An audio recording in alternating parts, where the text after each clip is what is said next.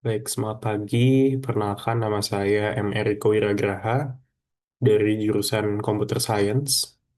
Di sini saya akan mempresentasikan topik mengenai transformasi digital di industri hulu minyak dan gas melalui kecerdasan buatan atau artificial intelligence. Pemaparan saya hari ini berbagi menjadi 6 bagian utama. Yang pertama itu overview mengenai AI, kemudian faktor penentu keberhasilan AI, kemudian etika dalam penggunaan AI, dilanjutkan dengan platform pendukung AI, kemudian implementasi nyata AI di industri minyak dan gas, serta kesimpulan dari seluruh pembahasan.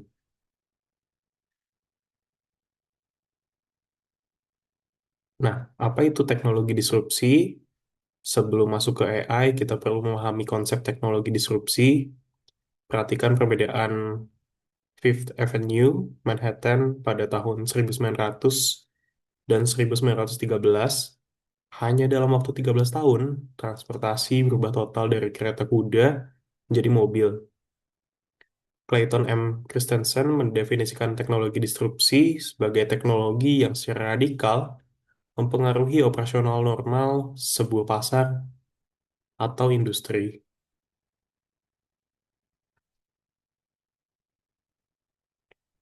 Dampak adopsi teknologi terhadap pertumbuhan ekonomi dari grafik tersebut, datanya menunjukkan bahwa ekonomi awalnya berskala linear dengan pertumbuhan populasi.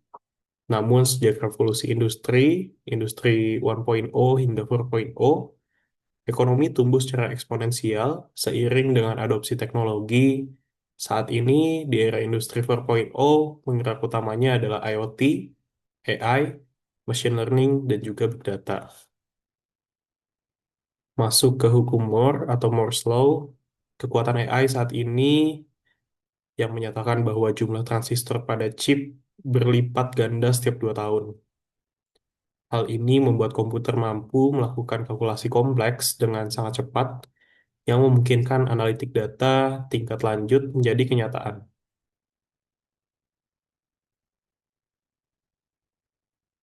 Definisi AI, apa itu AI? AI adalah simulasi kecerdasan manusia dalam mesin yang diprogram untuk berpikir dan belajar berdasarkan Perpres nomor 95 2018. AI didefinisikan sebagai teknologi yang mampu memiliki fungsi kognitif untuk pembelajaran dan juga pemecahan masalah seperti manusia. Spektrumnya sangat luas, mulai dari machine learning hingga generative AI. Kemudian tipe-tipe AI, secara garis besar AI dibagi menjadi dua tipe. Yang pertama itu narrow AI, yaitu AI yang fokus pada tugas spesifik, dan juga general AI, yaitu AI yang memiliki kemampuan intelektual secara di segala bidang setara dengan manusia. Kemudian tipe dan tingkatan data analytics dalam pengolahan data, kita mengenal beberapa tingkatan. Yang pertama itu descriptive analytics, apa yang terjadi, kemudian diagnostic analytics, mengapa itu terjadi, kemudian predictive analytics, yaitu apa yang akan terjadi di masa depan, dan juga prescriptive analytics, bagaimana cara terbaik untuk mewujudkannya, atau optimasi. Semua ini didukung oleh cognitive analytics yang meningkatkan kapabilitas melalui Gen AI. AI roles atau peran AI. AI menjalankan peran di berbagai area teknis, mulai dari pengenalan suara, sistem pakar, fisik komputer, hingga optimasi perencanaan dan jadwal. Faktor keberhasilan AI, selanjutnya kita akan membahas apa saja faktor yang menentukan keberhasilan implementasi AI yang mencakup aspek orang, proses, dan juga teknologi.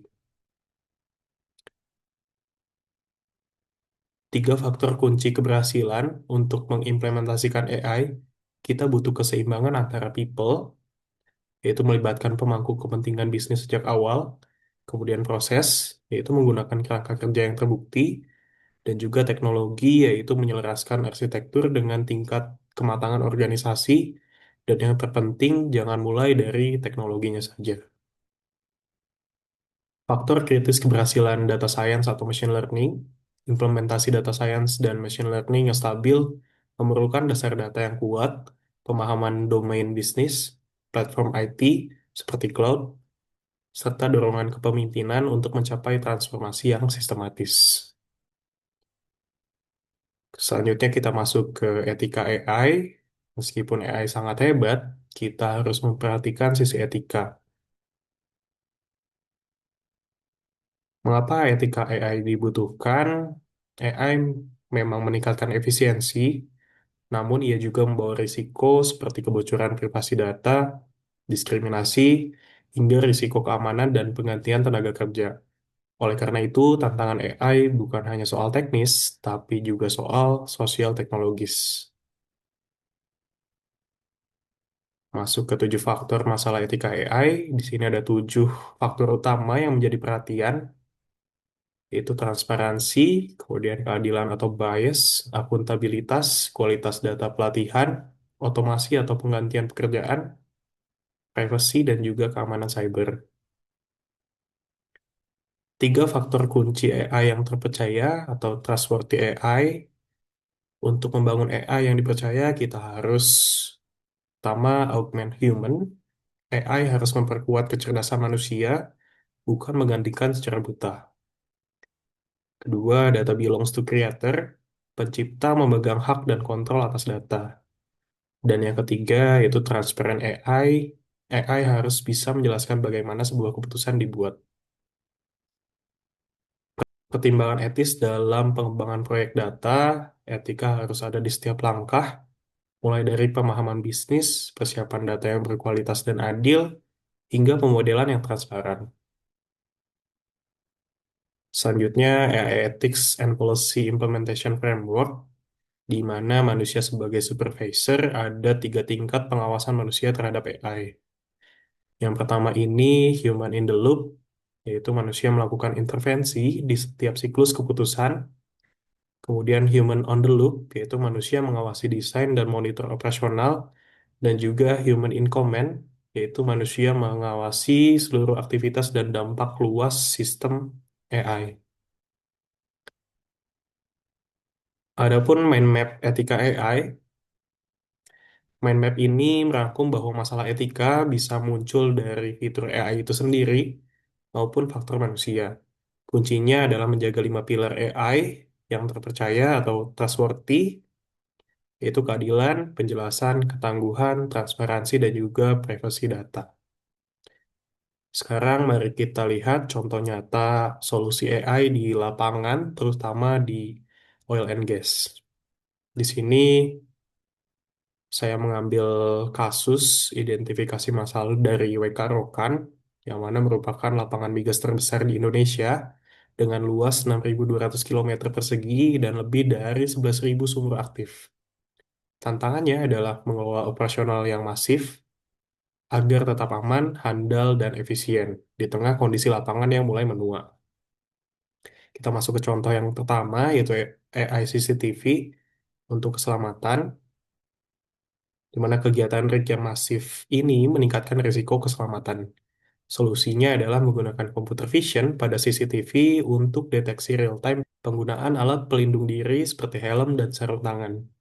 Jika ditemukan pelanggaran, sistem akan mengirimkan notifikasi otomatis. Masuk ke contoh yang kedua, yaitu ESP, Infrared Production, atau Virtual Well Test. Kita memiliki ribuan sumur, tapi kapasitas pengukuran fisiknya terbatas. Dengan adanya AI, kita bisa memprediksi produksi pompa berdasarkan data SCADA dengan akurasi di atas 95%. Hal ini memungkinkan deteksi dini kerusakan pompa 14 hari lebih cepat dari sebelumnya. Kita masuk ke contoh yang ketiga, ada eState dan AI News Crawler per Corsair. Untuk manajemen komunikasi perusahaan, kami menggunakan AI New Crawler, menggunakan ChatGPT untuk memantau isu media secara real time dan dashboard terintegrasi untuk mempercepat pembuatan pernyataan resmi atau standby statements. Masuk ke contoh yang keempat, yaitu optimasi penjadwalan rig. Menentukan jadwal untuk puluhan rig di ratusan kandidat sumur sangat sulit secara manual. Kami mengembangkan AI berbasis Genetic Algorithm atau GA untuk mencari jadwal paling optimal dengan mempertimbangkan jarak, potensi kehilangan minyak atau LPO, dan juga nilai ekonomi. Hasilnya nilai tambah sekitar 0,3 juta dolar tercipta dalam 4 bulan. Kemudian contoh yang terakhir yaitu analitik perspektif untuk stimulasi kimia. Stimulasi kimia diperlukan untuk membersihkan sumur dan meningkatkan produksi.